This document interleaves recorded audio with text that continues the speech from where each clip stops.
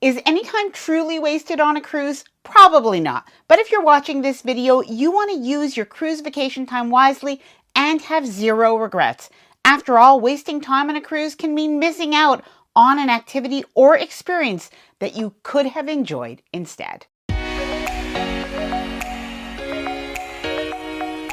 Hi there, I'm Ilana from the website lifewellcruise.com. Welcome back to my channel. Now, do not make these mistakes that I have actually made and other cruisers have made where they wasted time and regretted it on a cruise. Now, some of these you might have heard before if you are an experienced cruiser, but I guarantee you there are some new ones in this video as well that pertain to cruising right now. Now, before I get started, I did want to mention that if you like this video, if you find it helpful, informative, or enjoyable in any way, then please do give this video a big thumbs up. I really do appreciate it. And please subscribe to the channel if you haven't done so already. Let's get started. Number one, arriving at the wrong time on embarkation day. Now, I often tell people to arrive early on embarkation day, but what I mean is try to snag, in my opinion, the earliest possible embarkation date boarding appointment time. But I do not mean arrive at 9 a.m. on embarkation day, because that is what some people are doing.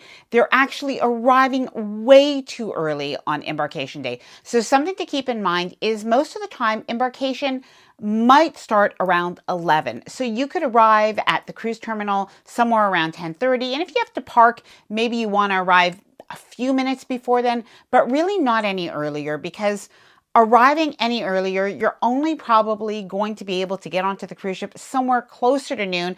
And it's just going to mean that you are going to be wasting time getting frustrated at the cruise terminal instead of maybe sleeping in a little bit at your hotel. Now, I have a couple more ways that people are wasting time on embarkation day, but then we're going to be moving on to some of the activity and dining mistakes that people are making. Number two, not completing the pre-cruise online check-in completely. Now, this is where I made a mistake, so I am going to explain. Something that I did is I completed my online check-in, or so I thought. I put in all of my passport information for a recent cruise and I was good to go. But there was one last step, and that was uploading or taking like a selfie photo. Now, the day that I was doing my online check-in, there was a bit of a glitch on the app and my photo just wasn't being accepted. I put it aside and I forgot about it. And I thought I'll just take care of my photo when I actually embark at the physical check-in. Well, what ended up happening, and I was on Norwegian Cruise Line, and it can be different on different cruise lines, but they actually had to look me and my family up on a paper manifest instead, which honestly was a bit of a hassle. It took about 15 to 20 minutes to do this extra step. Now, it's not their fault, but what I should have done is just made sure that I was good to go before my cruise. Number three, waiting to the last minute to download or activate your cruise line app. Now, a lot of experienced cruisers already have their apps on their phones. So this is actually a mistake that a lot of experienced cruisers make, because about every 6 months to a year, the cruise lines actually update their app. So you might have to re-download the app or just reactivate it. So make sure that you do that before you board your cruise. And something for first-time cruisers or anybody who hasn't taken a cruise in a few years should know is that your cruise line app these days is really quite necessary on a cruise. You're going to have your daily planner of activities that you could look at, your menus, and more. Now, speaking of time wasters, here's one that a lot of people don't think about.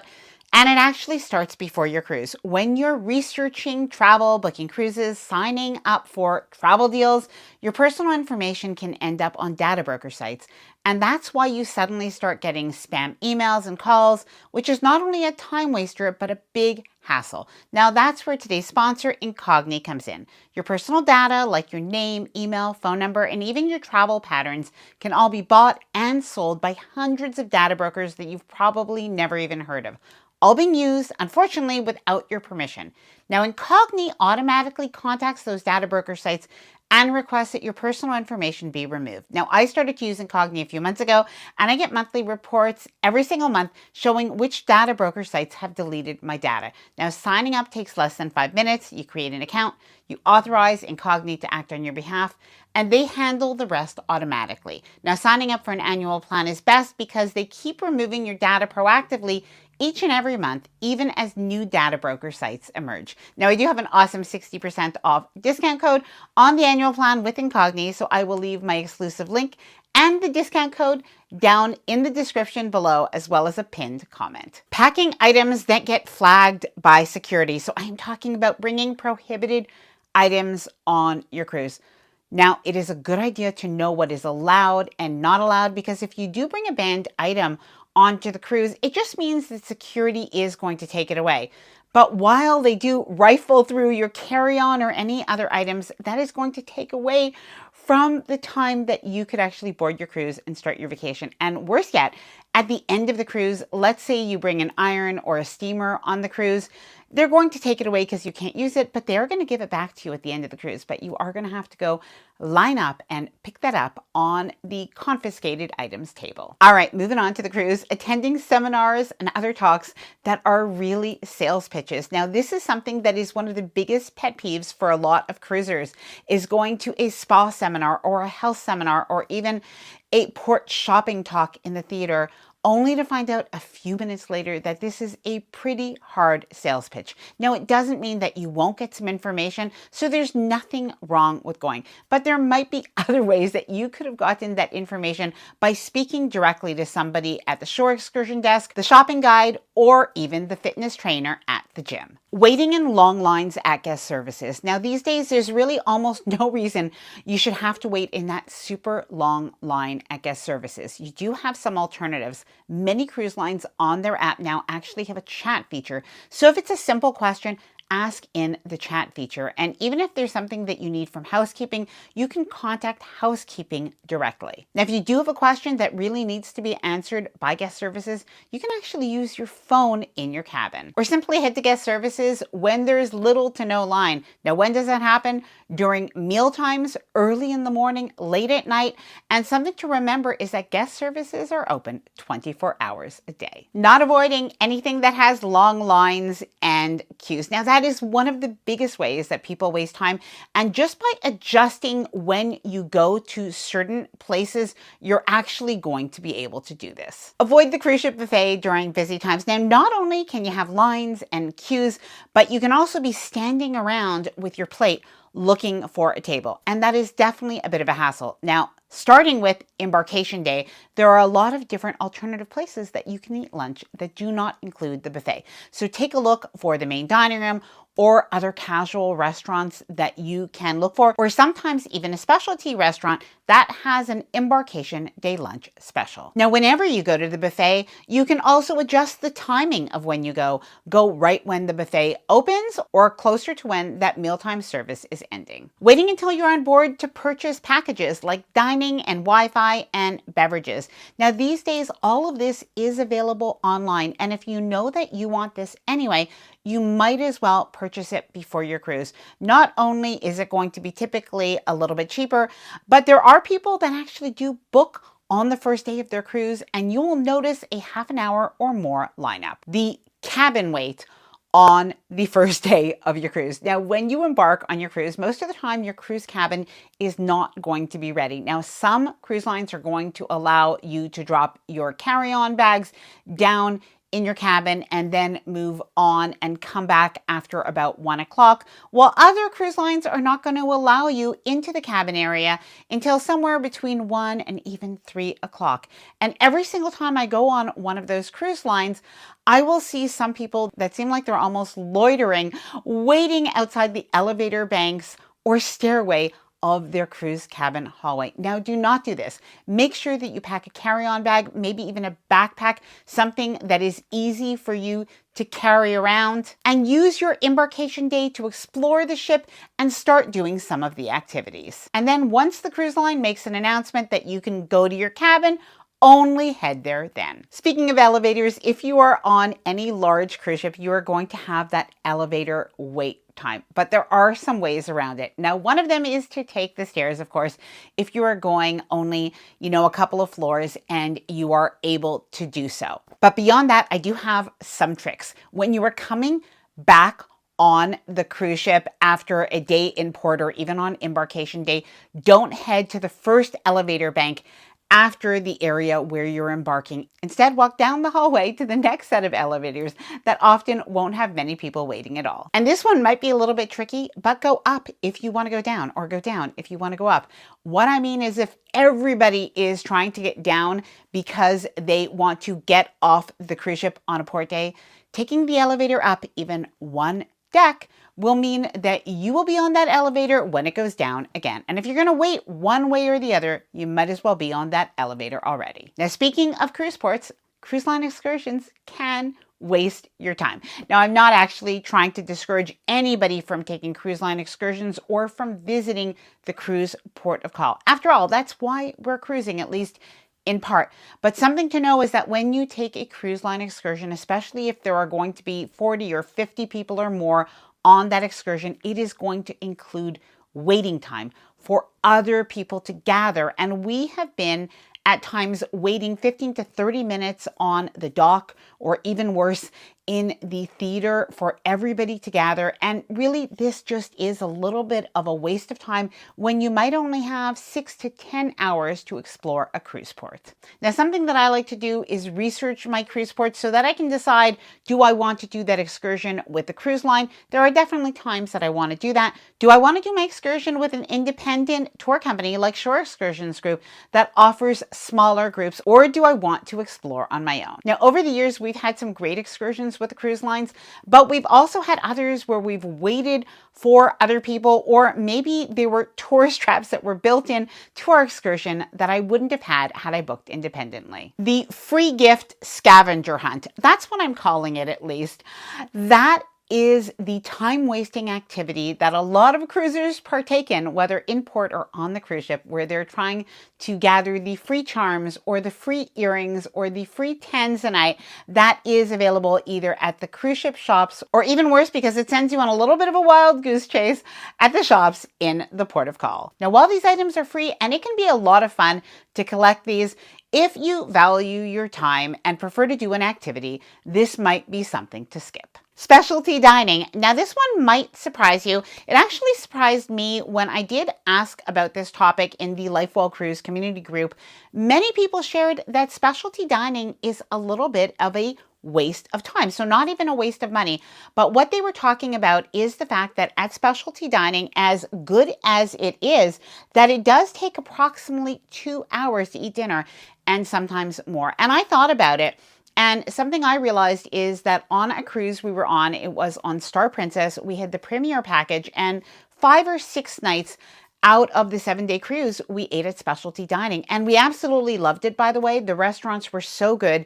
But we did actually say that dinner did become, in a way, our evening entertainment, and sometimes it was hard for us to get to the shows. Waiting for a sea day to do the onboard attractions. Now, if you wait for a sea day to do those onboard attractions, you are definitely going to experience those long lines. However, there are 2 ways to get around this. One of them is to utilize your embarkation day as one of the days of your cruise vacation. A lot of people, unfortunately, just don't do that. So if it's the water slides or other types of activities, just come prepared, even with your bathing suit under your clothes or packed in your carry-on bag. But the other way is to actually use the port day as an extra sea day. Most people are going to get off the cruise ship, but you can stay on that cruise ship and then you can experience and enjoy all of those different activities without the lines. Speaking of activities, going to art auctions or bingo or other things that people say is a waste of time.